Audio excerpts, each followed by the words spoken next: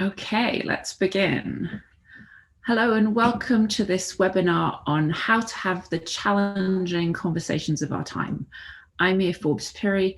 I'm a mediator and a coach, and I've worked helping a lot of people have challenging conversations about race. I've helped the Church of England have conversations about gay marriage. I've helped the G7 have conversations about sustainability.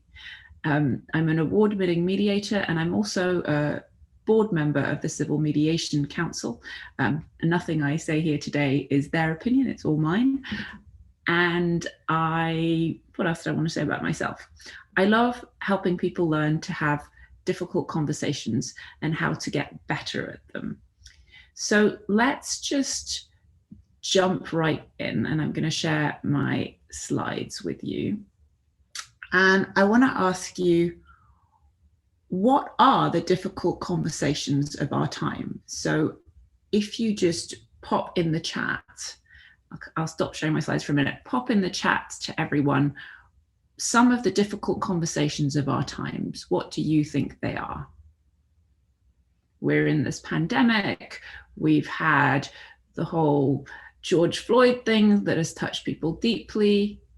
Does anyone have any thoughts on what are the challenging conversations of our time?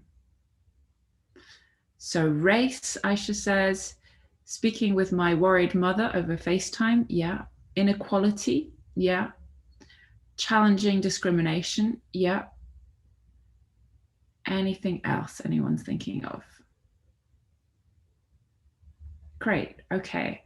So those are a few. I just popped a few, honesty about feelings. Yes, that's also challenging. I popped a few on a slide, and they're kind of two categories, right? We have race, gender, sexuality, politics, the whole Me Too movement and everything that followed. Politics again, apparently I was keen on politics. And I think in the context of the pandemic, we have a lot of challenging conversations about, people who have different opinions about what we should be doing, whether we should be wearing a mask, whether we should be allowed out, whether we should be allowed to have dinner parties, whether we should break the rules, and all of these things. And so we have those at home, at work, with friends, and about politics. And then, as someone just said in the chat, honesty about feelings, we have these conversations with loved ones and family triggers us a lot. And we have this, we're in a pressure cooker sometimes when we're in lockdown, when we're living with the same people, we're not able to see other people. And that brings up feelings and other difficult conversations. And I realized that this webinar has a quite ambitious ream because we're looking at the challenging topics of our time, and that includes really everything. But fortunately, difficult conversations have a theme, and we use a lot of the same tools to have these difficult conversations. And what I love about thinking about it in different contexts is things come up in some contexts more than others, but then you realize how they apply to everything. So, for example, I have something about conversation consent. And I thought about that in terms of politics and race, but actually it applies at home to those difficult conversations that you might be having there.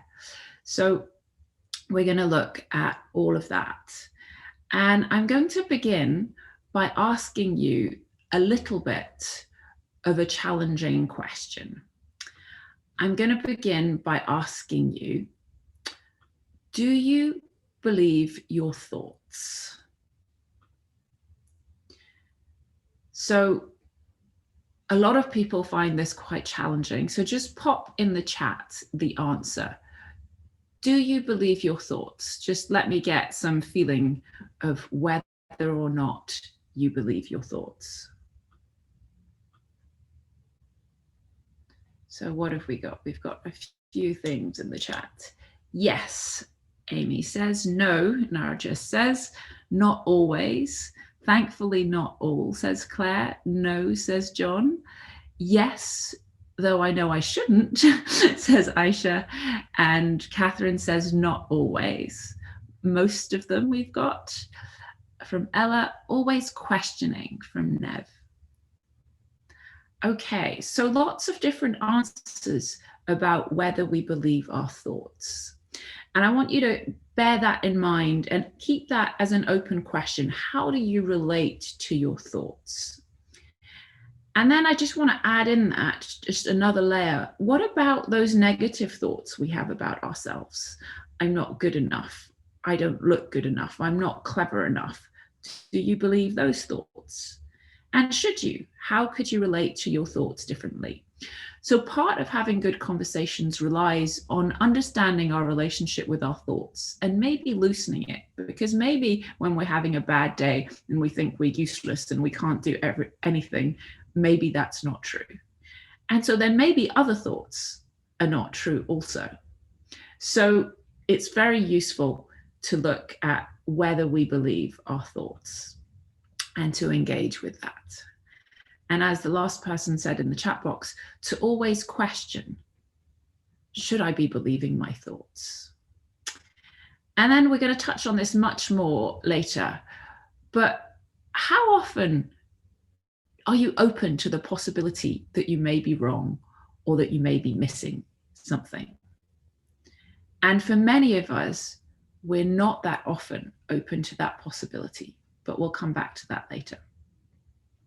So we're going to talk about how to have difficult conversations. And I just want to look at how we feel. So I think sometimes we feel a little bit like this when we're having difficult conversations. Oh my God. And sometimes it's more like this when we're preparing to have difficult conversations. What's going to happen next? And then sometimes we realize that it's really all too much. But particularly with some of the challenging conversations of our time, and particularly some of the more political ones and the controversial ones, I think sometimes we feel like this, or like the other two photos, but sometimes we feel like this. We're kind of spoiling for a fight. We're ready, and we want to show the other person that they are wrong. And so we live with this sort of range of feelings about challenging conversations. And what I want to do today with you all is at the big picture. What's going on when we have difficult conversations? And to help you develop some skills to better deal with difficult conversations, to know what does a good conversation look like? What does a bad conversation look like? And how can I help myself move and the other person move from one to another? So that's what we're going to be looking at today. And we have to make it real, so it's useful to have examples, but I want you to have your own internal example to be working with. So we're going to start by getting a feeling of conflict. What does a difficult conversation look like? So if you are willing, for a moment, please just close your eyes. If you don't want to close your eyes, you don't have to. But think back to the last time you had a difficult conversation, or to a time you had a really challenging conversation in any context. And just put yourself back in that scene and remember how you felt. How you felt towards the other person. Did you feel warmly towards them, or were you irritated with them? Were you upset, angry? Were you calm? Were you really open to hearing what they had to say? And how much did you care about them? How connected did you feel to the other person? So when you're ready, if you've closed your eyes, open them and just pop in the chat, or come or raise your hand, and Ellie might let you come off mute, and just tell me a little bit about how that was. What were you feeling? What were you experiencing in those difficult challenging moments.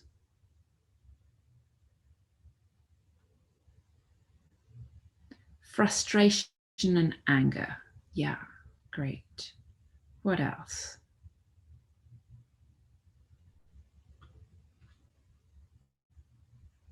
Hurt. Yeah.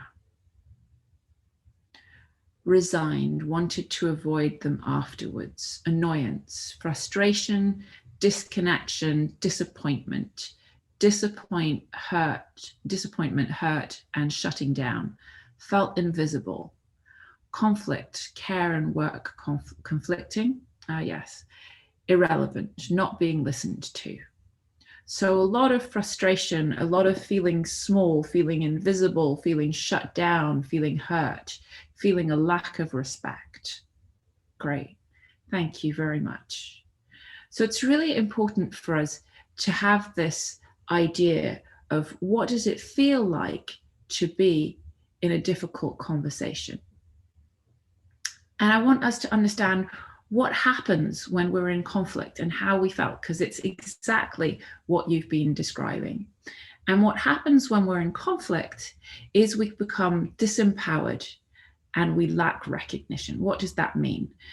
Disempowered, we're no longer thinking clearly, we're no longer seeing clearly, we're no longer able to understand what's going on as clearly. We're shut down, as people said, hurt. And we lack recognition. We kind of dehumanize. In the words of Martin Buber, we're no longer in an I-thou relationship with the other person. We no longer see them as, wow, you're an amazing person, just like me, with loves and hates and problems. We then see them as an I-it, something in the way of what we want or in the way of what we need or not understanding us. So this really breaks down when we're in conflict and we get into this place of, oh my God, I need help. And I want to look in that context of what is the effect of stress? And just again, pop in the chat a couple of things. What do you think happens when we get stressed? Just one or two things. Nara just says we shut down. Yeah, we do. We shut down. So lack, we negative, respond in a way we wouldn't usually. Yeah. All of that is absolutely spot on. So what happens when we're stressed? I really like to have this visual of the lion in the corner of the room about to pounce, right? We go into fight or flight mode. Our body is flooded with adrenaline and cortisol, and a whole load of functions shut down. Our digestive system shuts down, all sorts of things shut down. But importantly, in this context, our ability to think rationally and clearly diminishes, because we just need to run, flee, fight, or freeze, right? That's all we need. And freeze is important in this context because sometimes we forget that. Some of us just freeze. And then the other thing that happens is we lose the ability to empathize, to be nice, to say things nicely to the other person, because obviously we don't need that because the lion's in the corner of the room. We need to run away, we need to fight. So that's what's going on in our body, in our being. And then we have this tendency towards polarization. And of course, we think that we're right and the other person is completely wrong. So it's like we have a monopoly on the truth. So we go to these extremes and we can become really quite entrenched. So it's like we're in a hole. And when we become polarized, we go into this oppositional place and we're against each other. And it's like we want to fight. So my question is, how do we break this cycle? How do we move from the same old stuff to crazy new stuff? How do we make that shift? And I want to just start by looking at some real fundamentals. Everything I say from now on is pretty much tips, but some of them are just fundamentals. And understanding what's going on can help us to break this pattern. So first of all, we need to understand and what we don't control. So what do we control in a difficult conversation? I'm going to show, this is called the relationship triangle. Someone taught this to me. I have no idea where it is. Please send it to me. So let's just write in the chat, what do you control? And I think we've got some answers already. Hang on. So someone said we control our breath, we control our responses, we control the things that we say. Yeah. We control you. You is what you control. Yes. And someone else has said your mood. So out of these three things, our breath, our responses, the things I say, you, that's all me. So we control ourselves. We control whether or not to speak. Yes, great. So what we control mainly is ourselves. You control you. You have a little relationship, right? You can walk away, you can come back. So you have some control over the relationship. And what is the other person than we think we do?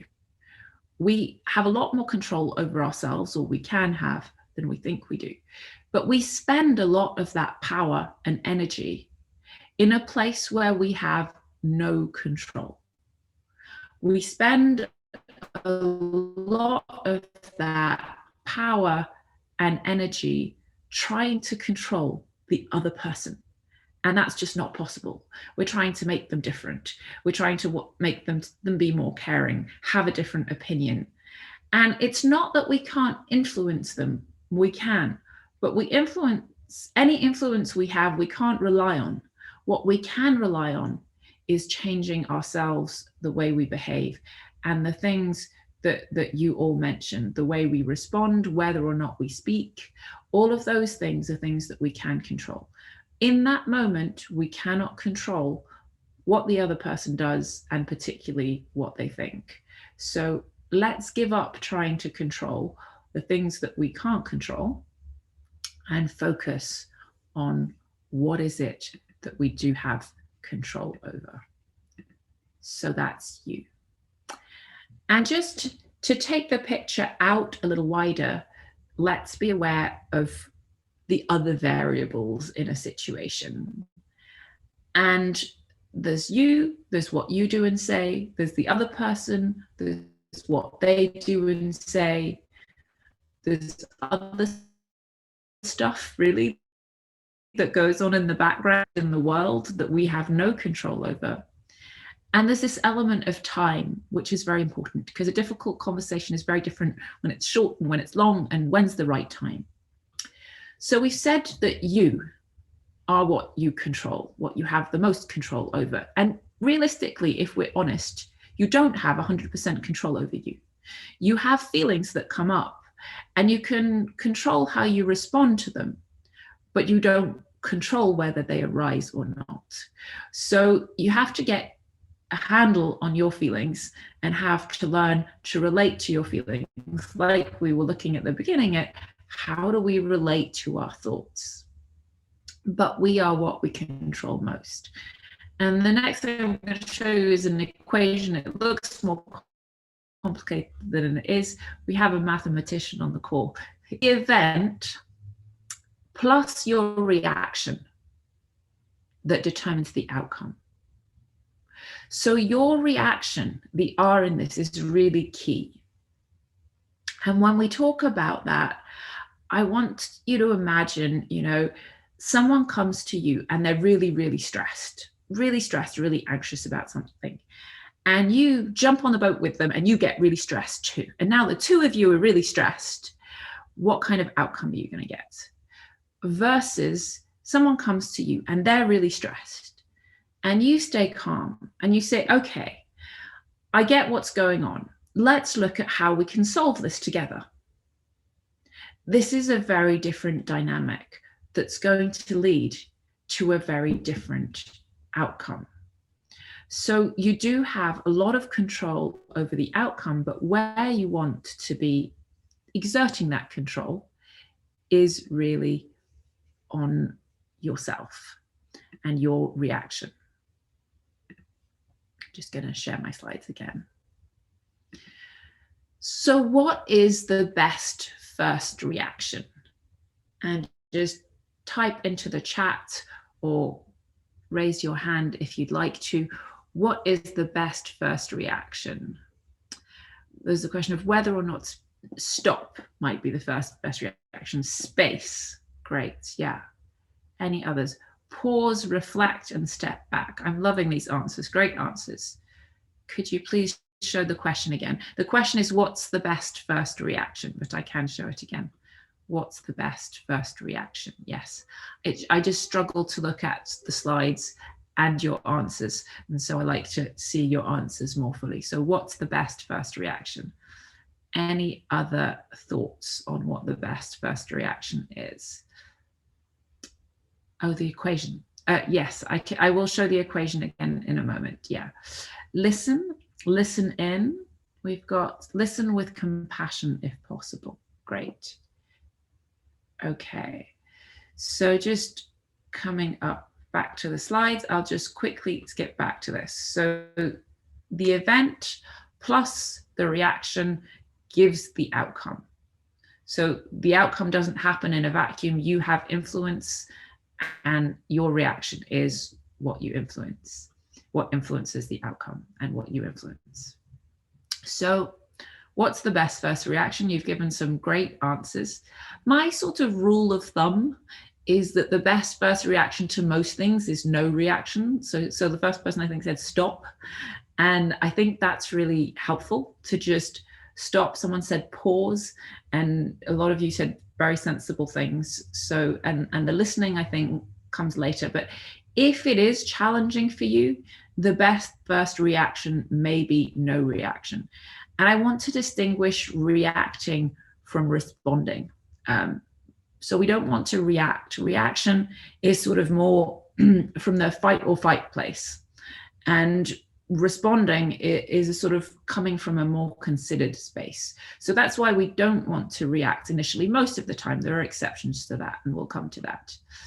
And I just want to remind you, this is a bit like the E plus R equals O, you know, event plus reaction equals outcome. Your mindset affects everything that you do. So you really want to work on you and work on your mindset and look at how to control your mindset and how to get in a better mindset. And so what do you need to develop to do this? Any quick thoughts in the chat as to what you need to develop to do this? And if you have questions, please pop them in the Q&A function. Meditation strategies, notice your thoughts, great thing to develop. R&R, yes. Self-compassion, yes, great. Time, yes. Any other things you need to develop? Time out, yes, great. I forgot, I told Ellie that I was going to pop in the beginning of the chat. Breath, yes, wonderful. I was going to pop in some ways you could stay in touch, but also I have some tips on negotiation that you can sign up for if you would like. And they are all helpful. So I'll put those in at the end, but I'll pop them in now. So for now, I have put down everything you said is right, and it's part of what I've put down. I've put down 3 things that you need to develop. Calm, however you come to that. So breathing is part of that. A lot of the things that people mentioned, R&R, is part of that. Clarity, the ability to see clearly, to see clearly what's going on and to understand that. And some backbone. You know, we have to stay grounded. We have to stay steady, and a few more skills also. So as I said, the first best reaction is normally no reaction. Of course, there are exceptions to that. If your house is on fire, you probably want to react pretty swiftly. And we've talked about the difference between responding and reacting, particularly if empathy is required. We want to not react initially and be aware and learn how to respond. So we're in this challenging situation. We have our fight or flight has kicked in. We've looked at what stress does. And inevitably, we're going to feel a little bit uncomfortable. And that goes without saying. And I think what we want to do is we want to learn to be more comfortable with discomfort. So we might be doing something right if we're uncomfortable. So we don't have to necessarily worry about being uncomfortable as long as we're not too uncomfortable. There's a balance there. And we have some good news on that front. This is from a female Zen teacher. Women Zen teachers are rare. And she said, it's good to remember that no one ever died of uncomfortable. So we're feeling these fight or flight things. We're feeling anxious, but no one ever died of uncomfortable. So let's see if we can calm down. And one person said, breathe. And breathing is absolutely one of the first things that we want to do. So why is breathing great? Why is breathing helpful? Does anyone have any thoughts on why it's so useful to breathe? Oh, we've got kindness to yourself, self-care, breathing, yes. Tension in the body, help us to regulate. It regulates our mood. Great, yes. All of those things are true. So there have been some really interesting studies on breathing. And actually, every emotion that we have is associated with a certain breathing pattern. And they did studies where they got people to feel certain emotions, and then they looked at what their breathing patterns were. And then what they did is they got a separate group of people and they asked them to breathe in a certain way. And guess what? They experienced those emotions. So regulating our breathing calms our nervous system, and it takes us away from this fight or flight feeling. And that's particularly if we learn to breathe lower down into the diaphragm and into the belly. That really helps to calm us down. So breathing is pretty essential. And another reason that breathing is essential and staying calm is essential comes from the polyvagal theory. And as human beings, we're continually looking for, am I safe? And if we manage to stay calm, the other person is going to feel safe. And then we can de-escalate the situation, or safer than they would, not necessarily 100% safe. But so that situation that I suggested before, where someone comes in and they're really stressed or they're really anxious, if you get really stressed, then you're in the stress ball.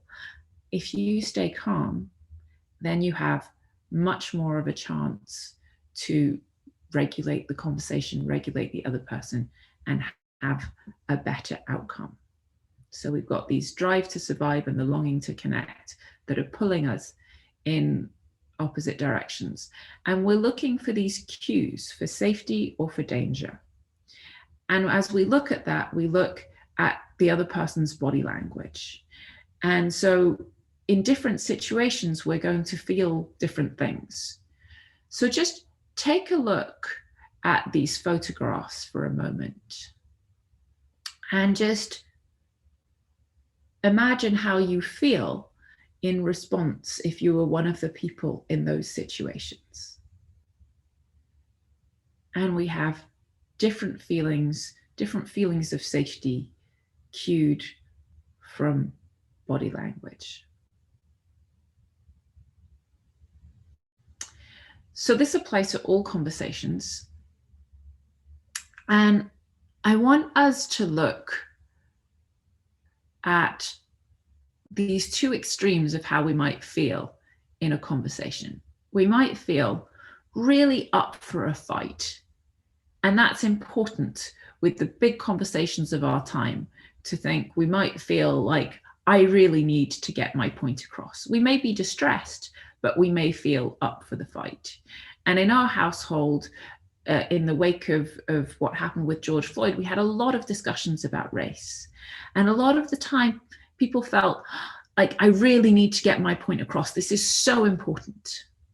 And so we're kind of there, and we're kind of thinking we need to get our point across. And then there's that other extreme when we feel overwhelmed. And some of you talked in the chat about, feeling not listened to, feeling not heard, not understood, feeling, I can't remember what the word was, but small. And so I want to talk about conversation consent. And I think about this more in the context of the big conversations of our time, the political ones, the Me Too, the race conversations. But actually, it applies to every single conversation that we have. And it's very much like sex, Do I really want to have this conversation? Is this the right time? Do I have your permission and therefore your openness to have this conversation? I might want to tell you something, but it might be the wrong time for you. And are you up for it now? Is this a good time for you? And like with sex, you can refuse and change your mind at any time. You can say no. You can have been up for it, and then actually, these emotions are too much. So no, I am no longer in the right frame of mind to have this conversation. And they can do that too. And it's so important to remember, particularly with people we have long-term relationship with, there isn't just this one conversation. Sometimes we feel like we need to accomplish everything in this one conversation, and we don't. There are more bites at the cherry, and we can go away and reflect. Sometimes, we feel anxious because we don't know how to get our point across. I think when we were having a lot of discussions in our family about race, I'm just trying to shut my slides down for a moment. When we were having conversations about race, there were times when I thought, I know what I want to say, but I can't articulate it. And I ended at the beginning, that would send me into a sort of a bit of a freeze and a shutdown, like some people said. And then later on, I would just say, you know what? I know I have something to say. I haven't got it right yet. I haven't got it formulated. Let me go away and think about it, and we'll come back and talk about this more. So you don't have to do it all right here, right now. There's not this one chance. And I think I put down these, I'm just trying to find my way back to my slides. I put down, oh, no, not that one. Here we go. My cursor is not playing ball. This seems to happen every time. Here we go, once, there we go. So I put down this kind of, this idea that we can separate for a while. That's okay. We can not talk about this for a while and come back to it when we're ready. And then we can come back again. There's not this just one-time chance. And particularly if we're kind of have been spoiling for a fight, at any point in the eating of the egg, at any point in the development of the conversation, we can actually choose to take our gloves off and say, let's pause. Okay. So I'm going to ask you another question in a minute. I want us to understand how and what we're communicating. So what are the ways in which we communicate? What are the things that we use to communicate? So either raise your hand to come off mute or pop in the chat. What are the things that we use to communicate? As you're watching me now, Oh, someone's saying, wow, great to understand my teenager better. Thanks so much for these last 2 slides. Wonderful. That's lovely. It's so important with teenagers, and what we're going to learn later about empathy and being on the same side becomes really important with teenagers in particular. So yeah, so what am I using to talk right now, to communicate with you, and what do we use in conversations? Narcos is saying he doesn't consent to his wish to speak to her. That's a bigger topic. We can come back to that later. Any thoughts on what we use when we're having a conversation? Someone's raised their hand. So if we can, if Ellie, could you unmute the person who's raised their hand? Someone's saying body language, verbal signs, tone. Great. Yeah. Hi. Hi. Yeah, sorry, just the teenager thing. I was hogging that bit. No, it was the consent. I was so grateful for that, to know about that. You know, thank you, because it's lovely. Not insist. Yeah, statements. Statement. Great. Tell you something. It's like you're just kind of foisting something onto someone sometimes. Yeah. Thank you. I need to tell you something. That's how we have conversations too. That's great. So we make statements, and consent is important. That's very, I'm so glad that was helpful. So people have said statements, verbal signs, tone, and body language. Great. So all of those are exactly the things we use. And we can kind of group them into 3 categories. Oh, I think we've got one more. Tone again. Yes, tone is really important. And tone is definitely one of those 3 categories. So the 3 categories we use are body language, tone of voice, and words. And everything pretty much falls under those. And I want to tell you a little bit about what Professor Emeritus Albert Mehrabian said about the proportion of those. But I want to ask you, these are the proportions. Just if you can, pop in the chat, what do you think applies to tone, to body language, and to words? Which is which? I'm going to see if I can see the chat. There we go. Okay, so people are saying body language 55, tone 38, 55 body, 7% words, eye contact and body 55, 38 tone, 55 body. Perfect.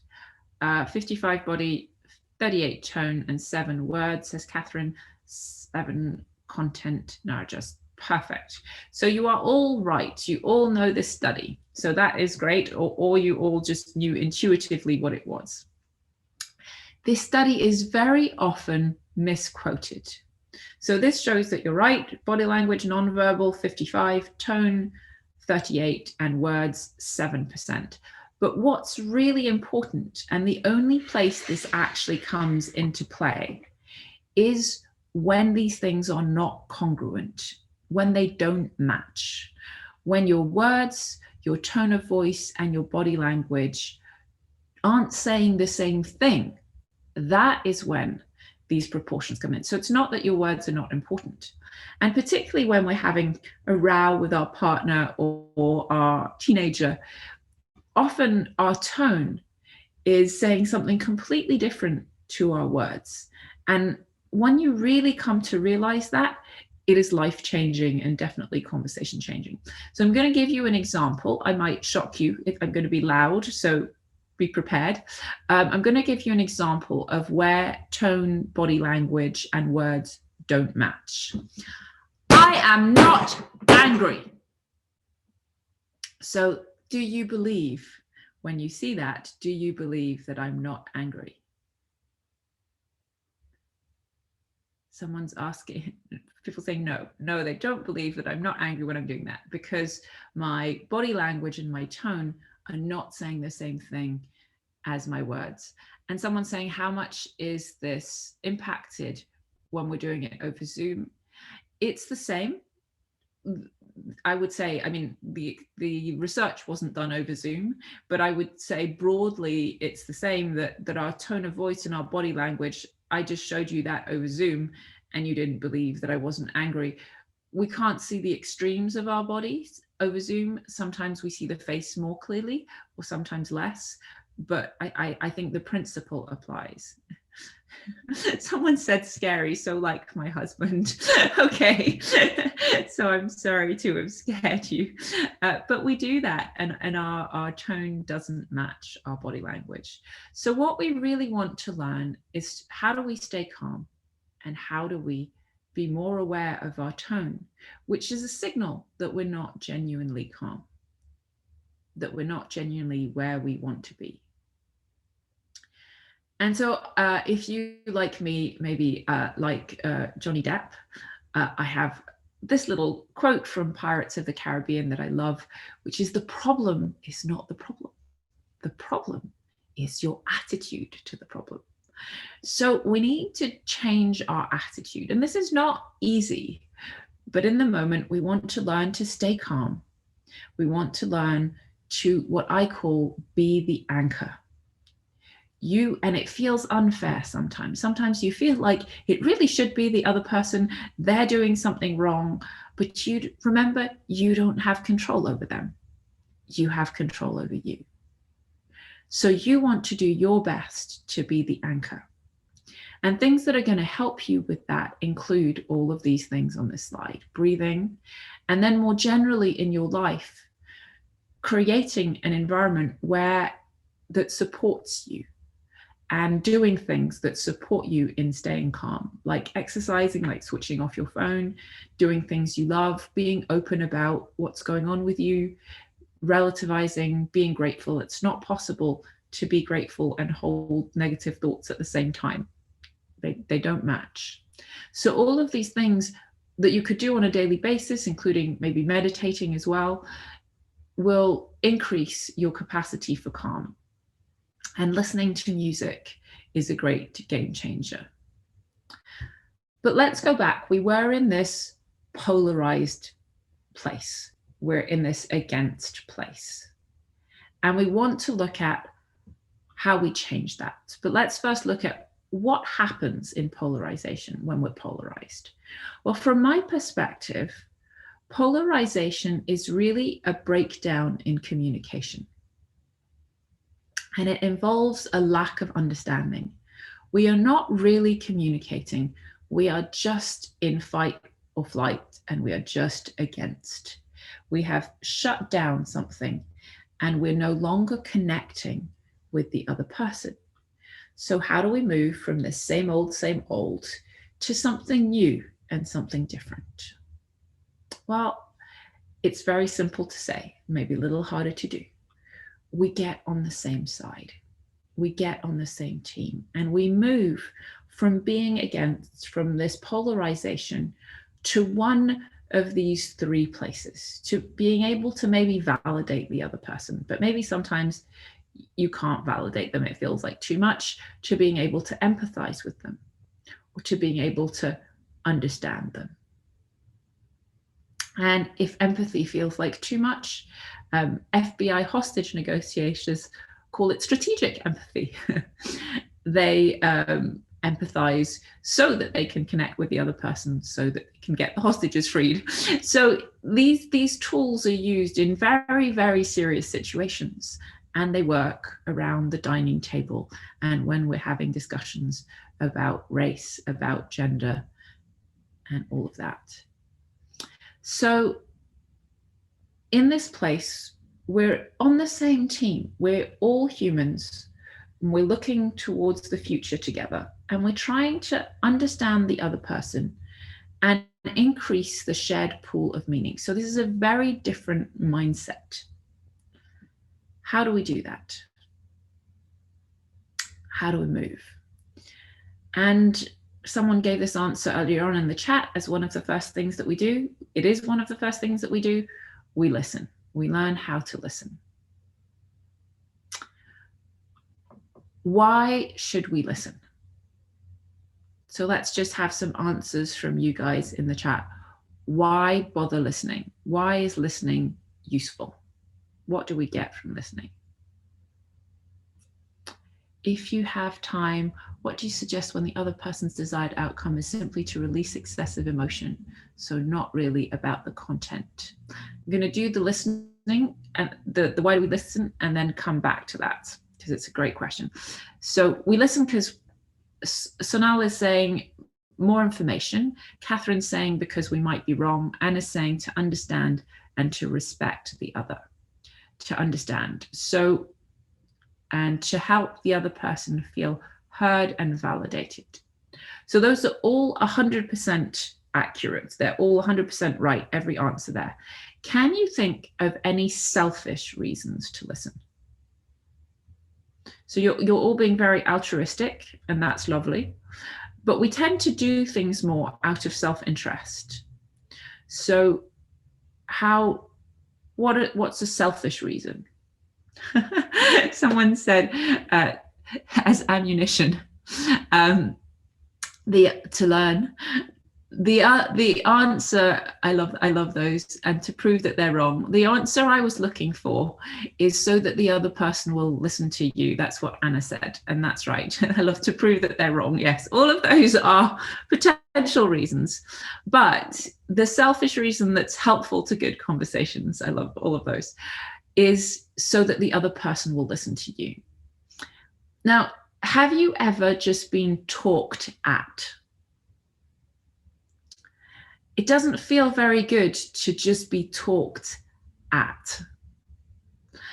And most of us switch off when someone's just talking at us. So we're in this polarized situation, someone's talking at us and they're trying to get their point across. We're talking at them and we're trying to get our point across, but no one's listening. And no one's communicating, really. And so we think that by pushing our way forwards and trying to get our point across, we're going to get our point across, but we're not. How we're going to get our point across is by doing the very painful activity of taking a breath and listening to the other person. And I call it paying for your turn. And it feels costly. Often it feels costly. And I'm just going to answer the question that John asked.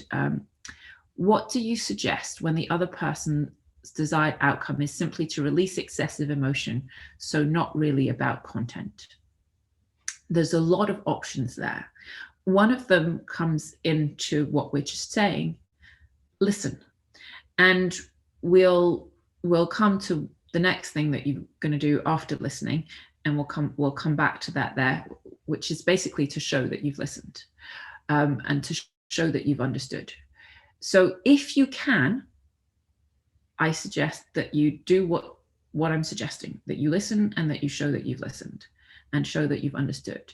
But it may be too much for you if someone's dumping their emotion on you and not in a constructive place. And so then we come back to conversation consent.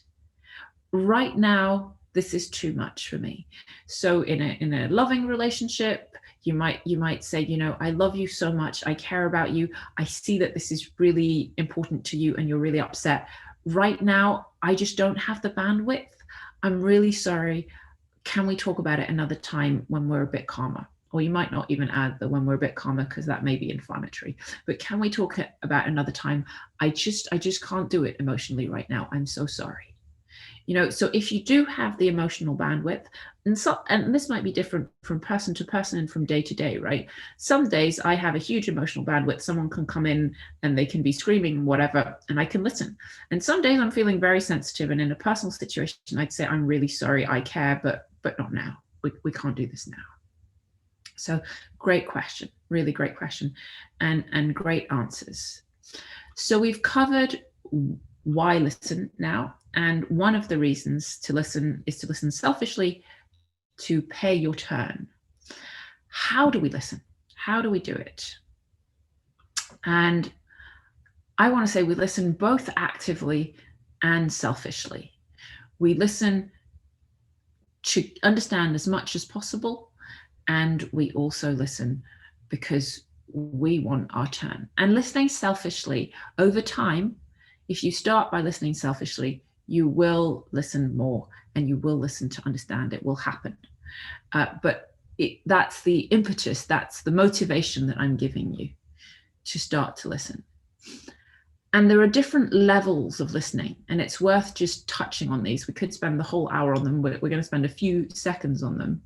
But the first level is listening without interest. And those of you who have children, particularly young children, listening without interest is a useful tool sometimes. You want to sometimes give your children full attention, but sometimes that's not possible. So it's a useful tool. Listening to confirm what we already know.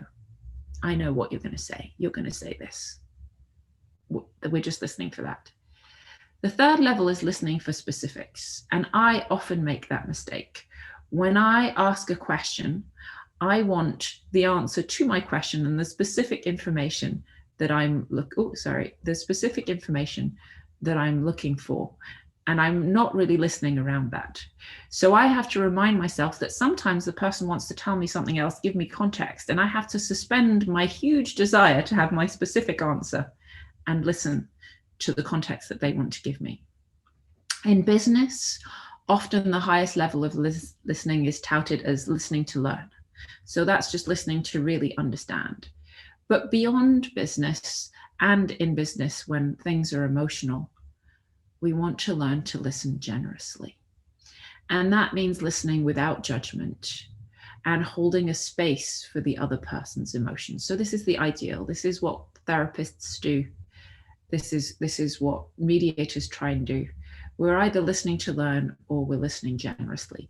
And so those are the higher forms of listening, and we want to aim towards that.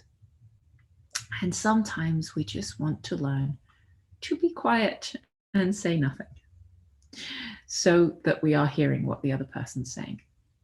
So once we've listened, we need to show that we've listened. And we could spend a long time talking about how to do that.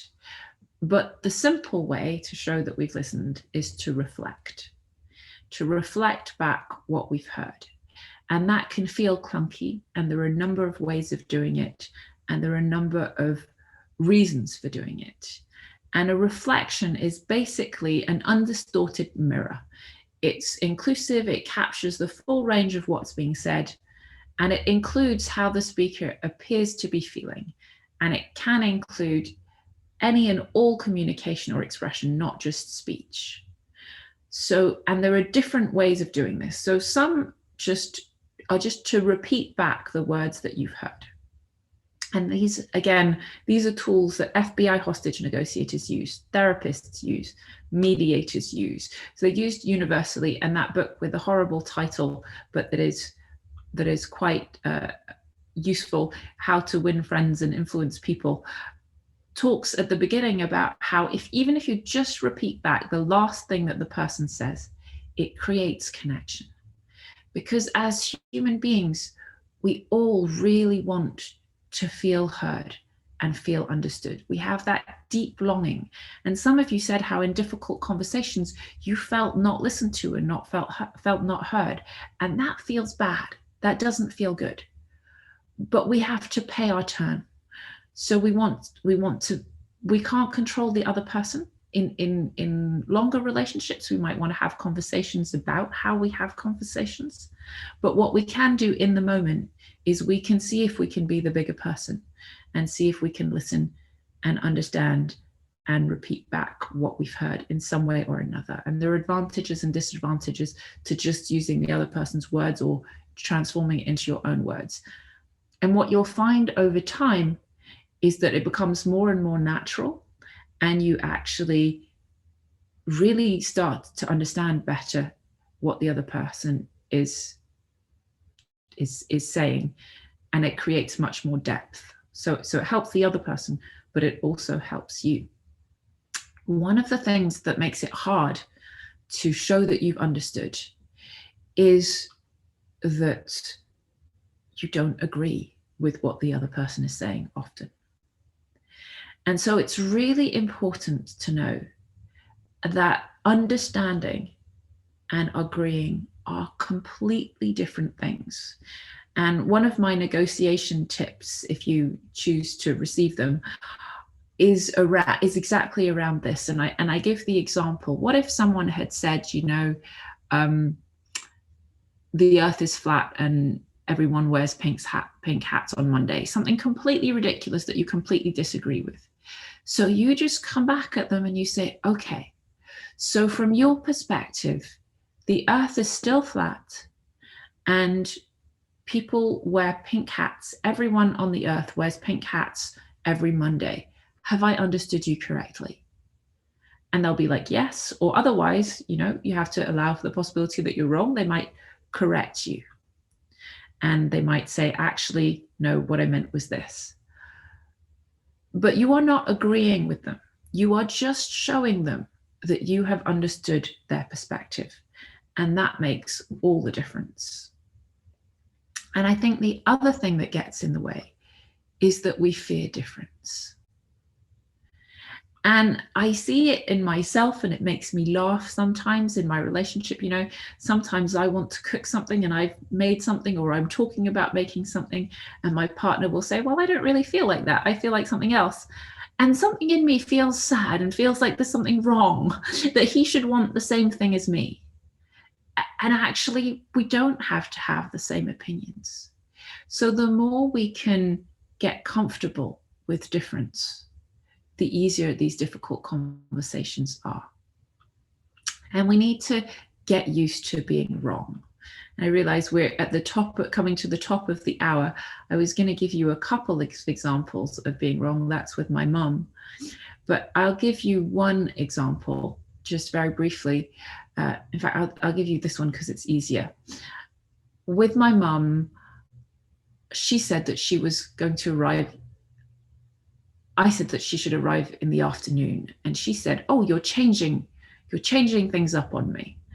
And I said, well, okay, it's 11:30. You've got some errands to run. If you think you can make it before 12, then that's fine.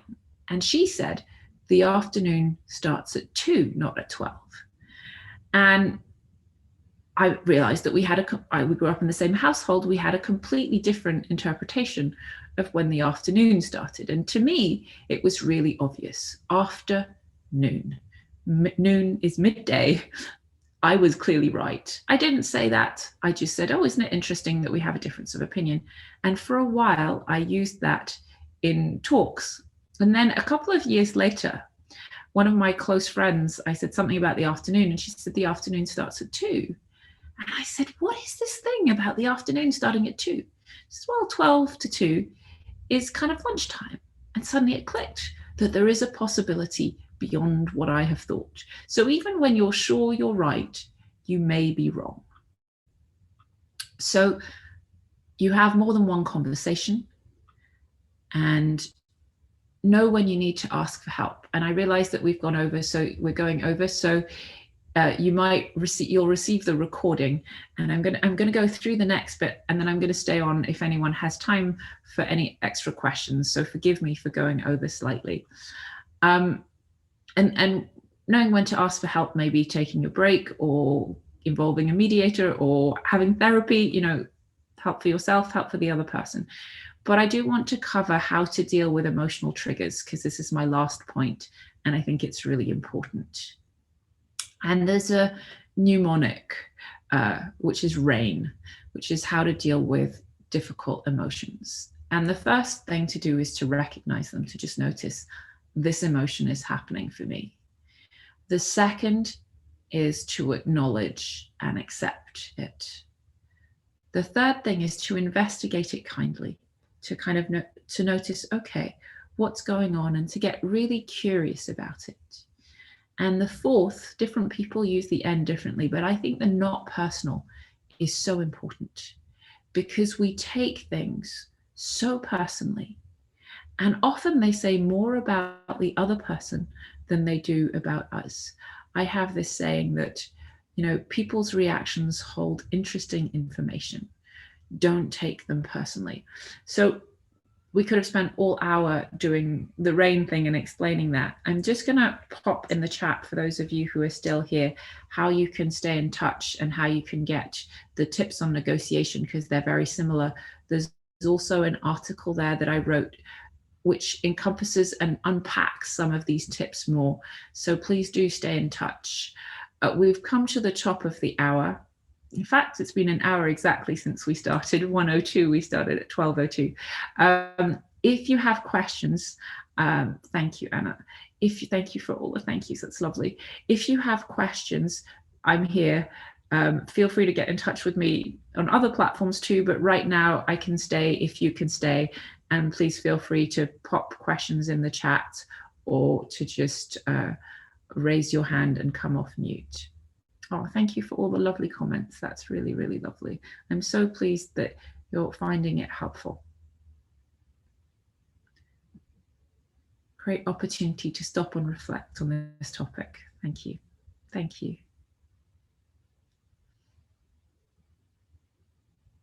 So I think there aren't any questions. So hopefully, oh, maybe there is. No, more thank yous. Thank you. Oh, someone said this was mind-blowing. The pen never left my hand. Oh, that's very lovely. And you might want to get the tips if you found it really helpful, and look at the article, because that will explain a little bit more about each of these things, about reflecting, about listening, about understanding.